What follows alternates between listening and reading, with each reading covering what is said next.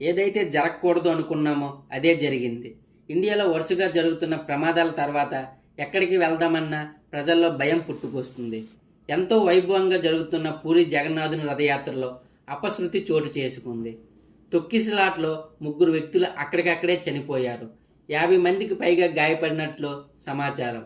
గాయపడిన వారిని వెంటనే పూరి జిల్లా ఆసుపత్రికి తరలించారు. ప్రస్తుతం వారికి అక్కడ చికిత్స అందిస్తున్నారు. ఆలయం వద్దకు చేరుకునే భక్తుల సంఖ్య భారీగా పెరగడంతో గందరగోళం ఏర్పడిందని చెబుతున్నారు.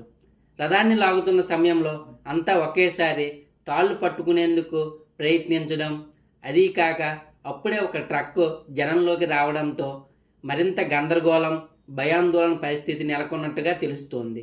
అయితే ఈ పరిస్థితి అదుపు చేయడం పోలీసుల వల్ల కాలేదని ప్రత్యక్ష సాక్షులు చెప్తున్నారు. ఈ ఘటనకు సంబంధించిన మరిన్ని వివరాల కోసం దర్యాప్తు జరుగుతుంది. ఇంకా ఎంతో మంది భక్తులు ఈ ఉత్సవానికి హాజరవుతారు. వెళ్ళిన వారందరూ జాగ్రత్తగా ఉండండి. క్షేమంగా మీ ఇళ్లకు చేరుకోండి. జై హింద్.